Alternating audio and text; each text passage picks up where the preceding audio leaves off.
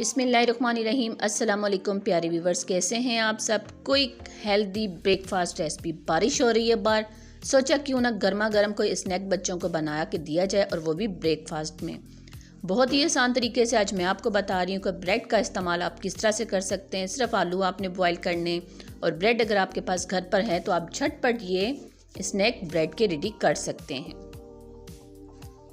यहाँ पर मैंने 1 किलो आलू को पहले से अच्छी तरह से बॉईल कर लिया है और मैशर की मदद से हमने इन आलू को मैश करना है। आप पोटैटो मैशर की मदद से भी आलू को मैश कर सकते हैं, लेकिन बेस्ट तरीका ये कि आप इस तरह के मैशर की मदद लें।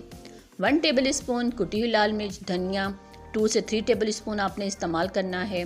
यहाँ पर प्याज एक दरमियाने साइज़ की मैंने ले ली थी, जिसे फाइनली मैंने चॉप किया हुआ है। एक हरी मिर्च बारीक कटिंग करके। फ्रेश धनिया और पुदीने का इस्तेमाल हम इसमें करेंगे। नमक का इस्तेमाल हस्ब ज़रूरत। चाट मसाला 1 टेबल स्पून, धनिया पाउडर 1 टेबल स्पून। इन तमाम मसालों को आपने अच्छी तरह से मिक्स कर देना है।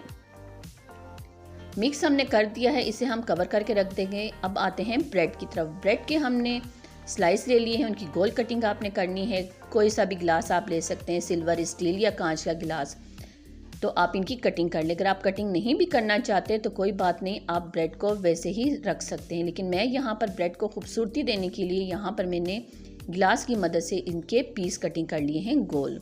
अब इनमें मसाला हमने लगाना है। आलू के छोटे छोटे बॉल्स बनाकर वो हमने इसके ऊपर रख दिए हैं। हाथों की मदद से इन्हें अच्छी तरह से आपने प्रेस करना है। बहुत ज़्यादा भी आपने प्रेस नहीं करना, क्योंकि ब्रेड का इस्तेमाल किया जा रहा है। ये ना हो कि ब्रेड ही हमारी टूट जाए। इसी तरह से तमाम ब्रेड के ऊपर मैं आलू का जो मिक्सचर रेडी किया था वो तमाम हमने लगा दिया है। साथ ही साथ मज़ीद टेस्ट देने के लिए टमाटर का एक एक पीस कटिंग करके आप इसके ऊपर रख दीजिए। दूसरे ब्रेड जो हैं उनको हम इसके ऊपर रखेंगे और हल्के हाथों से उसे भी प्रेस कर लेते हैं। अब आते हैं हम इसका घोल हमने कैसे बनाना है। इसके लिए मैंने 1/3 कप बेसन ले लिया है। चाट मसाला 1 टीस्पून, गरम मसाला 1 टीस्पून, ज़ीरा पाउडर 1 टीस्पून, नमक हम हस्ब ज़रूरत इस्तेमाल करेंगे।